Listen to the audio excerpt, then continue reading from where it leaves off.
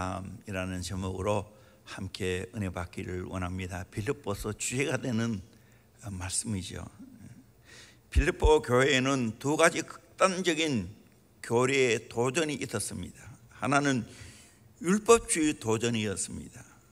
또 하나는 반율법주의 도전이었습니다. 율법주의는 하라 하지 말라는 단단한 율법을 지키게 하여 그 공로로 구원을 받는다고 가르칩니다.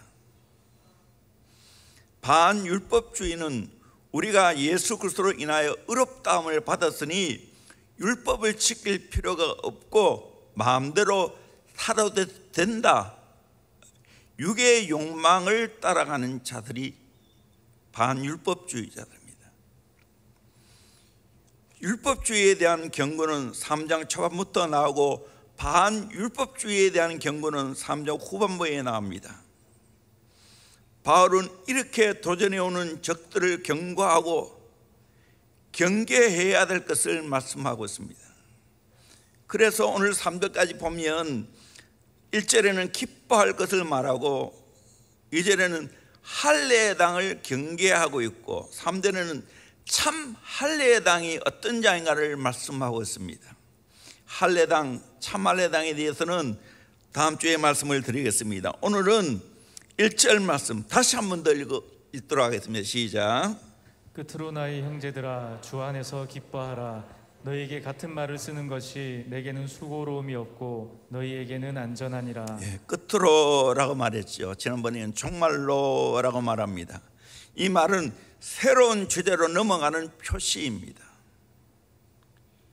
이 말은 앞으로 하는 말이 중요하다는 겁니다. 분위기를 환기시키면서 지금까지 한 말을 요약해서 종합적으로 이야기하겠다는 거예요. 설교 시간에도 목회자가 끝으로 결론적으로 하면은 뻘떡 깹니다. 이제 설교 끝났구나. 그러면서 가장 중요한 마무리를 하죠. 오늘 이 본문도 똑같습니다.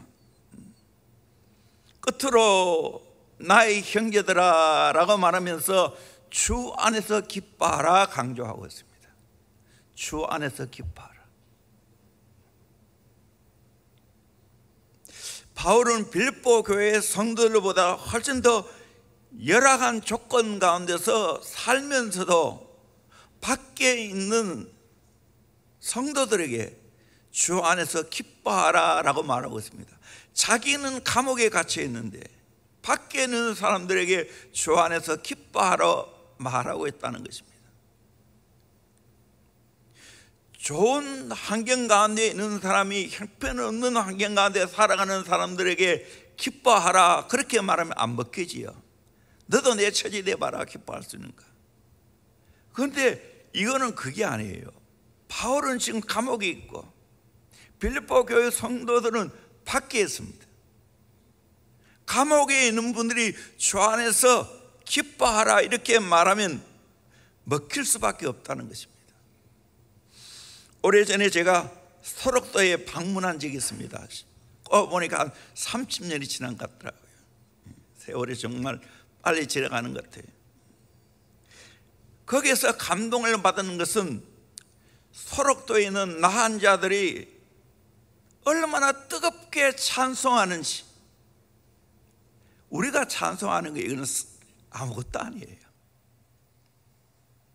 거의 이 마디들이 손마디 발마디가 다 이렇게 떨어져 나갑니다.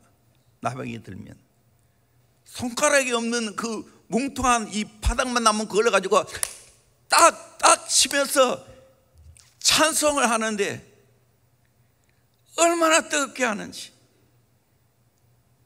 그들에게는 하늘 소망밖에 없어요. 그들은 예수밖에 없어요. 그 손으로 하모니카를 붑니다. 그 뭉뚱해진 그 손으로 하모니카를 그렇게 부는데 정말 감동이 되었어요. 거기에 또 눈이 안 보이는 분들이 나와가지고 성경 암송을 합니다.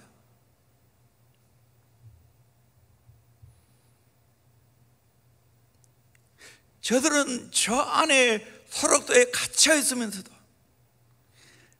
그렇게 기뻐하며 찬송하는 모습을 보면서 감동이 안 되겠습니까? 저들은 몸도 성치 못하고 소록도에 갇혀있고 세상적으로 보면 아무 소망이 없는 그분들인데 기뻐하는 모습을 보면서 정말 감동이 되었습니다.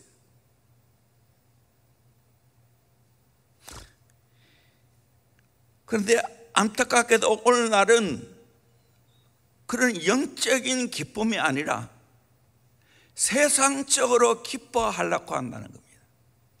육적으로 기뻐하려고 한다는 겁니다. 미국 라스베이거스를 간 적이 있습니다. 이 도시는 순전히 사막 가운데 인공적으로 세운 도시입니다. 도박을 법적으로 허용한 미국의 유일한 도시라고 말하는데 정확한지는 모르겠어요. 이 도시는 호텔뿐만 아니라 어느 가게나 오락기계를 설치해 두었습니다.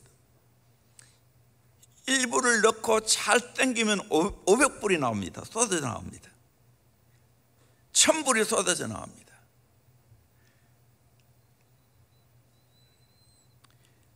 제가 보니까 연세 드신 분도 젊은이들도 밤새도록 땡기고 있어요.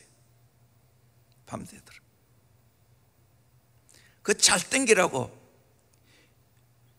정말 매끈하게 빠진 여자분들이 음료수를 계속 갖다 댑니다. 우리나라 호텔은 커봐야 300개, 400개 되는데 라스베가스는 3000개, 4000개 방이 있다는 거예요. MGM 호텔은 객실만 5009개나 된다는 거예요. 거기에 또 분수쇼가 유명합니다. 그리고 복싱 경기 유명한 쇼 라스베가스에서 하고 있습니다. 그들은 지금 무엇을 즐기기 위해서 그곳에 왔습니까? 도박을 통하여 한미천 잡기를 원하고 거기서 나름의 쾌락을 즐기기 위해서 그곳을 찾았다는 사실입니다. 그런데 실제 그 안에 들어가 보면 그 도박장에서 돈 다 날리고 거기서 거지가 되어서 구걸하는 사람도 있고 가정 파괴가 일어나고 밤에는 삐까번쩍한데 낮에는 보면 형편없어요.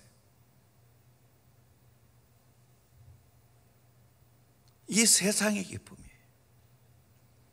여러분은 지금 어떤 기쁨을 누리려고 하고 있습니까? 요즘은 휴대폰이나 또 여러 가지 문화시설이 잘 됐기에 그런 세상의 기쁨을 누리겠다고 즐기겠다고 거기에 빠져 살아가고 있지는 않습니까? 성경이 말하는 기쁨은 그런 기쁨이 아닙니다. 주 안에서 기뻐하라 말했습니다. 주 안에서 단서를 붙였습니다. 우리는 주 안에서 기뻐해야 될 줄로 믿습니다. 주 안에서 기뻐해야 될 줄로 믿습니다. 이 주 안에서 기뻐하는 기쁨은 어떤 기쁨인가? 순간적인 기쁨이 아니라 영원한 기쁨입니다.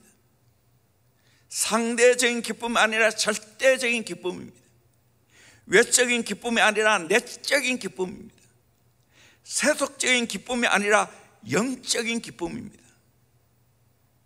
그러면 주 안에서 기뻐하는 삶은 어떤 삶입니까?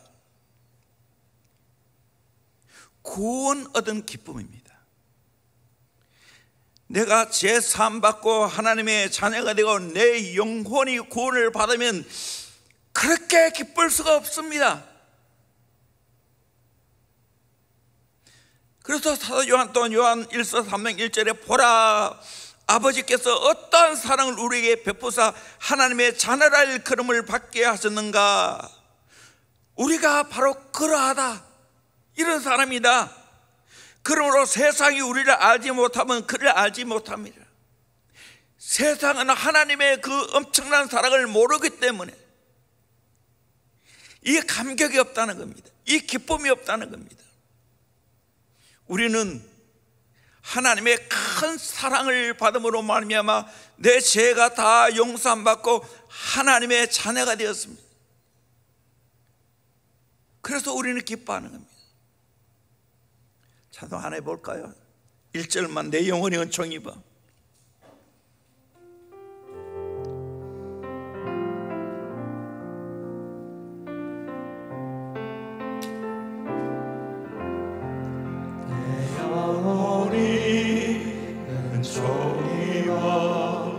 중한 죄지 얻고 보니 슬픈 말은 이 세상도 천국으로 아하도다. 할렐루야 찬양하세. 내 모든 죄 사함받고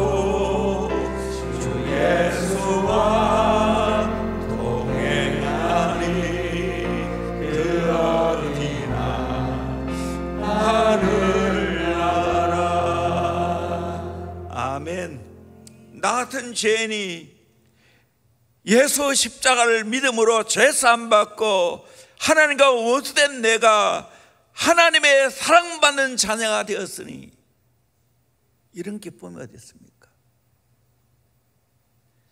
세상에 유능하고 마음 좋은 부모를 만나도 그 자녀가 되어도 많은 것들을 누리는데 천지 만물을 창조하신 하나님 아버지가 내 아버지가 되었으니 이 누리는 기쁨이 얼마나 크겠습니까?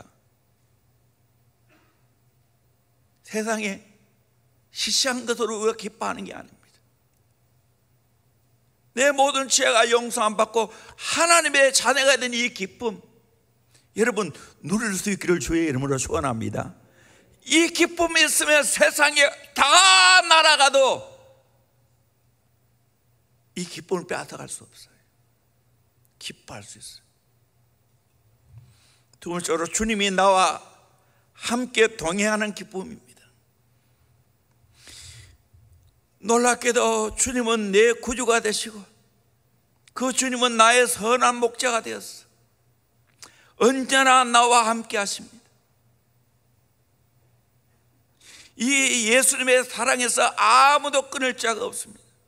누가 우리를 그리스도의 사랑에서 끊으리요? 환난이나 공고나 박해나 기근이나 적신이나 위험이냐 칼이라.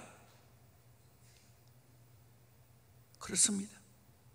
아무도 우리는 예수의 사랑에서 끊을 수가 없고 주님이 언제나 초막이나 궁궐이나 내 주 예수 모신 곳이 하나님 나라가 되고 하나님과 동행하는 이 기쁨을 누리고 살아간다는 겁니다. 내가 더 어려우면 어려울수록 더 주님이 나와 함께 하십니다. 유명한 발자국 시에서 말한 것처럼 내 힘들고 어려울 때 주님은 나를 업고 가십니다. 사망의 은평 골짜기를 통과할 때 주님은 그때도 나와 함께 하십니다. 주님이 나와 함께 동행하시는 이 기쁨 누려야 될 줄로 믿습니다. 이 기쁨 누리기를 주의 이름으로 축원합니다. 주와 같이 길 가는 것 즐거운 일 아닌가? 우리 주님 걸어가신 발자취를 밟겠네. 한 걸음 한 걸음 주 예수와 함께 날마다 우리는 걷겠네. 약속된 미래가 있다는 기쁨입니다. 우리가 하나님의 자녀가 되면 약속된 미래가 있습니다. 하늘의 소망이 있습니다. 장차 영원한 하늘의 것을 상속받습니다. 우리 로마서 8장 17절 18절 말씀 같이 읽도록 하겠습니다. 시작. 자녀이면 또한 상속자 곧 하나님의 상속자요 그리스도와 함께한 상속자니 우리가 그와 함께 영광을 받기 위하여 고난도 함께 받아야 할 것이니라. 생각하건대 현재의 고난은 장차 우리에게 나타날 영광과 비교할 수 없도다. 아멘. 네가 하나님의 자녀가 되었으면 상속자인데 하나님의 상속자이고 그리스도와 함께한 상속자가 되었다는 겁니다. 우리가 그와 함께 영광을 받기 위해 고난도 함께 받아야 된다고. 그래서 현재의 고난은 장차 우리에게 나타날 영광과 비교할 수가 없다고. 우리는 장차 내가 하나님의 자녀가 되어서 영원한 하나님 나라를 주님과 함께 상속받게 된 줄로 믿습니다. 그러기에 고난을 이겨낼 수 있는 거예요. 이번 특별 기도회는 고난을 어떻게 이겨내는가, 그것을 주제로 해서 제가 말씀을 준비하고 있습니다. 성도들이 기뻐할 수 있는 것은 약속하신 천국이 있고 상급이 있고 하늘 소망이 있습니다. 그러기에 어떤 고난도 이겨낼 수 있습니다.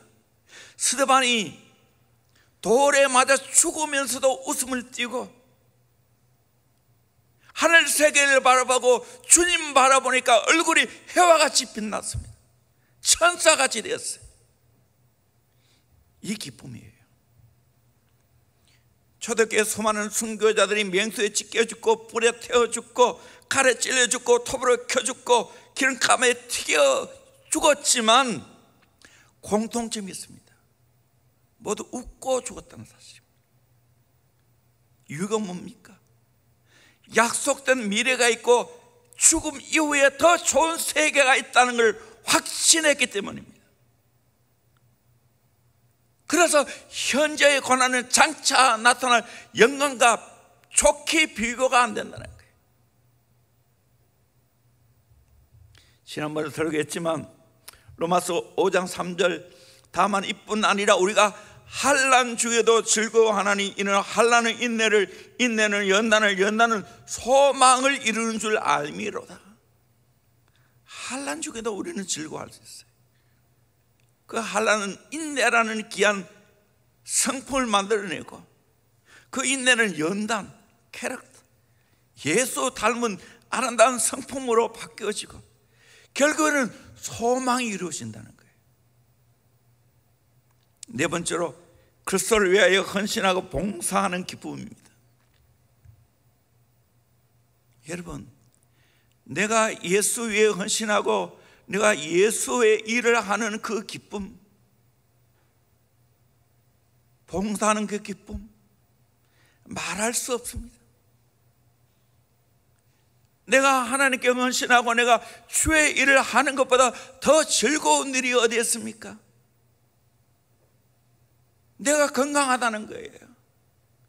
하나님께서 내게 주신 것이 있다는 거예요. 어느 목사님이 교회 헌당 예배를 들으면서 목 놓아 우시더라는 거예요. 왜 그러신가?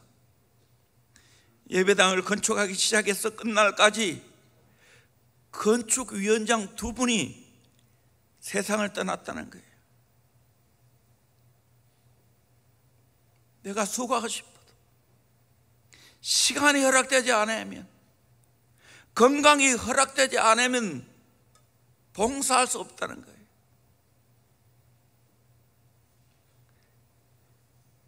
어떤 분은 내가 조금만 건강하다면 교회 설거지를 마음껏 하게 물을 확 부을 수 있을 건데 그 건강이 없다고 안타까워하시더라. 내가 지금 건강하게 내 받은 은사를 가지고 주의 일을 하는 것이 얼마나 기쁨입니까? 저는 깨도 신나고 잠을 자도 신납니다. 깨면 내가 또 오늘 또 할 일이 있구나. 자면 할 일 다 마치고 내가 편히 쉬고 내가 회복할 수 있게 되어서 참 감사하구나. 진짜 본심이에요.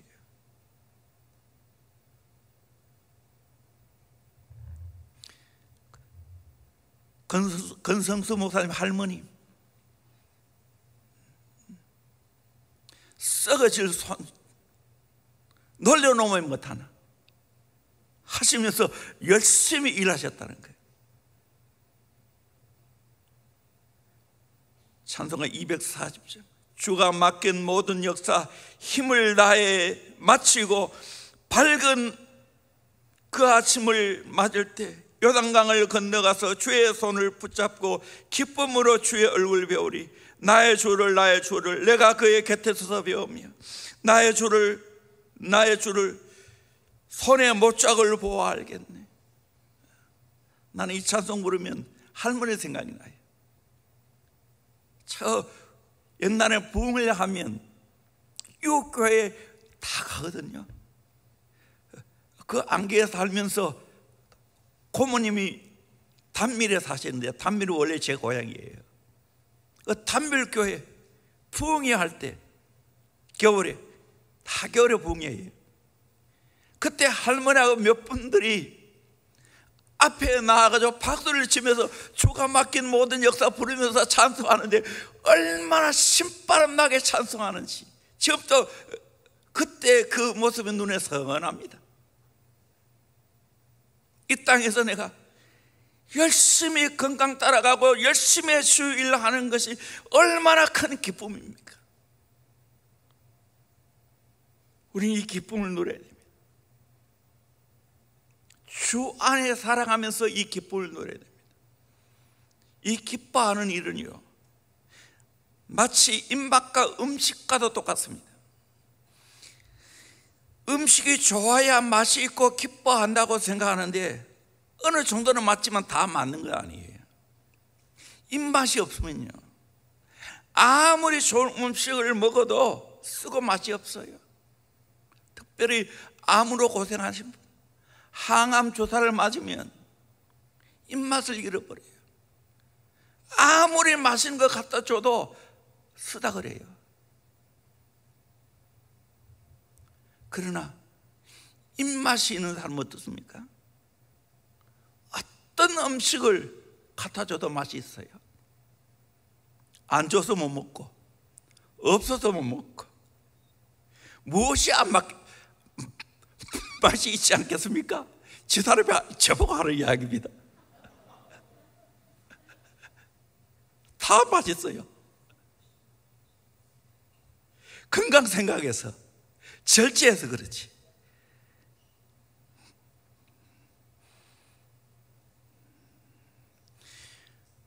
그런 의미에서 아이들에게요, 어떤 음식이든지 다 먹게 해야 됩니다.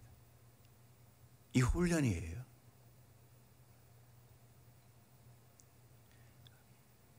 음식 골라 먹으면요, 세계인이 못 돼요. 세계 어디에 가도 음식을 다 먹을 수 있어야 돼요. 유대인들은 자녀들의 교육을 시킬 때 4가지 이상 상에 올리지 않는다고 합니다.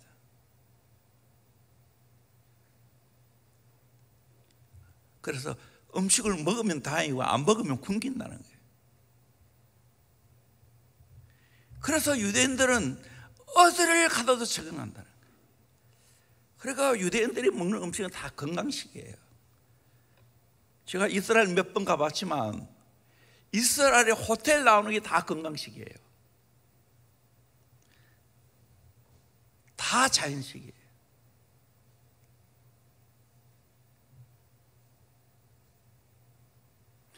이 입맛은 4살 때 결정이 된다고 합니다. 나이가 들면 어릴 때 먹은 음식이 생각나는 거예요. 그래서 저는 요즘에 어떤 음식이 옛날 음식처럼 맛이 있지 않아요. 먹기는 먹지만 저는 저 사람이 해주는 게 제일 좋아요. 옛날 음식 다 가지 볶고 고추 밀가루 묻혀서 찌고 고추 볶아서 튀겨온 것들, 다 이런 것들, 나물국, 다 이런 것들 좋아합니다. 각선희 목사님은 어린 시절에 아버지께 철저히 배운 철학은 소태에 들어갔다 난 음식은 무조건 먹어야 된다는 거예요. 그러기에 유학을 가도 문제 없다는 거예요. 유학 가서 제일 먹기 힘든 것은 생간을 내놓는 거예요. 그것이 눈에 좋기 때문에. 그런데 그것도 먹을 수 있다.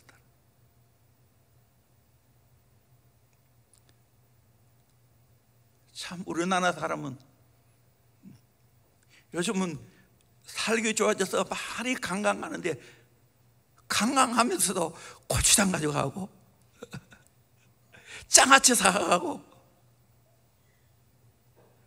참 이런 나라가 없어요. 즐기셔야 돼, 즐기세요. 저는 다행히도 어디에 가도 어떤 음식도 다 먹습니다.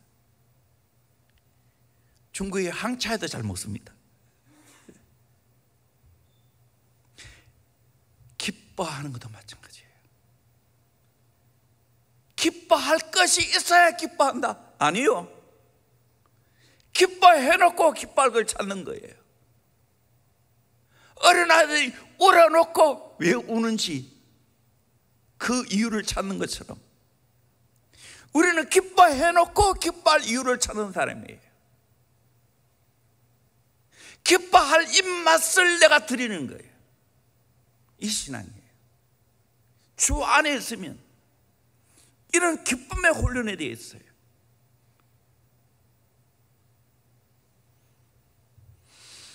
바울은 다시 빌립보 교회 성도들에게 이렇게 말합니다. 주 안에서 기뻐하라. 너에게 같은 말을 쓰는 것이 내게는 수고로움이 없고 너에게는 안전하니라. 기뻐하라 말을 계속 반복하죠. 이 반복해서 말할 이것이 수고로움이 없다는 이 말, 전혀 귀찮지도 않고 번거롭지도 않다는 거예요. 왜? 이 말이 너에게는 안전하기 때문에, 빌립보 교회 성도들에게 가장 안전하기 때문에 기뻐하라고 계속해서 강조해서 말한다는 거예요. 가장 좋은 교육이 반복이에요. 기뻐하라 왜 그렇게 계속 반복합니까?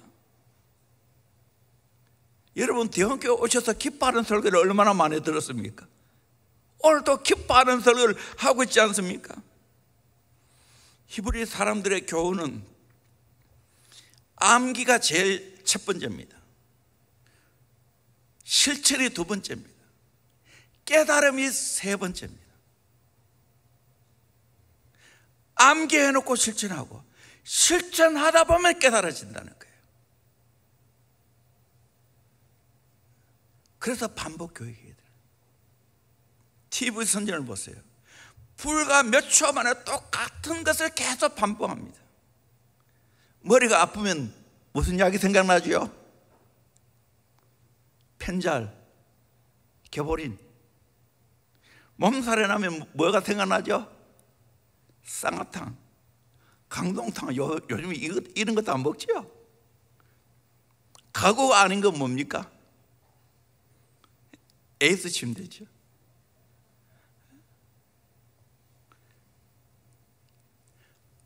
반복해서 강고의 효과를 나타내는 거예요. 각인되는 거예요. 오늘 여러분 다시 주 안에서 기뻐하라는 이 말씀을 들으면서 여러분의 내 각인이 되기를 주의 이름으로 축원합니다. 어떤 일을 만나도 기뻐해 놓고 기뻐할 걸 찾기를 주의 이름으로 축원합니다. 이 교육이에요. 반복해야 돼요. 예수 잘 믿어라, 제자 되라, 정직해라, 성실하게 살아라. 교육해야 돼.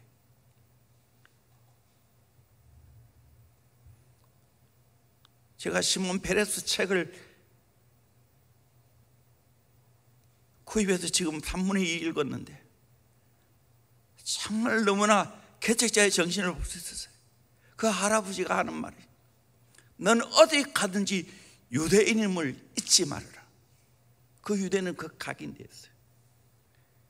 그러기에 어떤 어려움도 이겨내는 거예요. 우리는 뭐예요? 어디에 가도 하나님의 자녀인 것을 잊지 말아라. 어디에 가도 예수의 제자인 것을 잊지 말아라.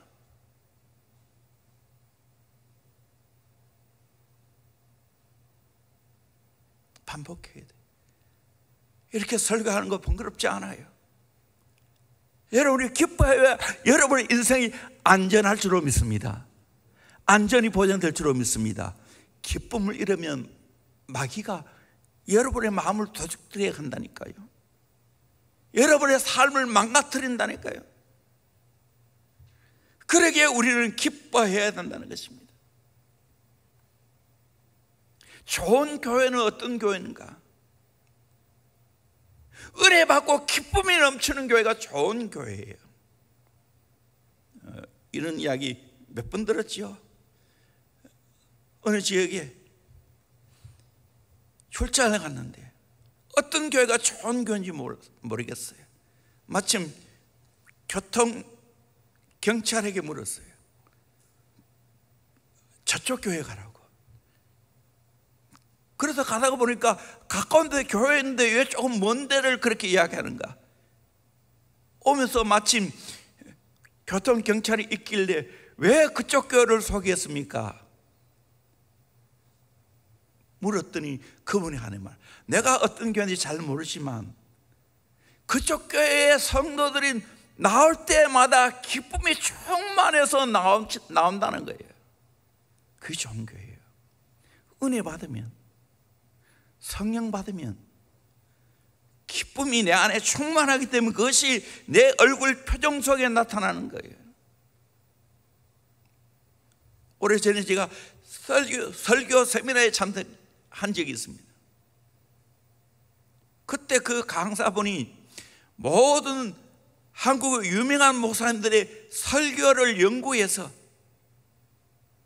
이렇게 억양으로 설교를 하면 좋겠다, 그렇게 이야기하면서 큰 교회 그 당시에 쭉 들으면서 자기는 다 그 교회 가서 설교를 들어봤는데 어느 교회가 가장 성도들의 표정이 밝고 기쁨이 충만한가?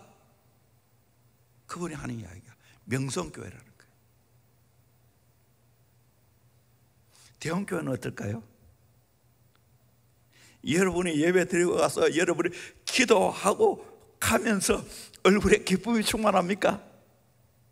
충만할 수 있기를 주의 이름으로 축원합니다. 이 정도 아멘해가 되겠어요?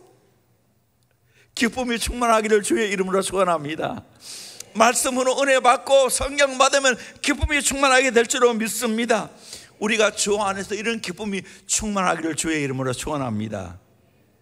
찬양하겠습니다.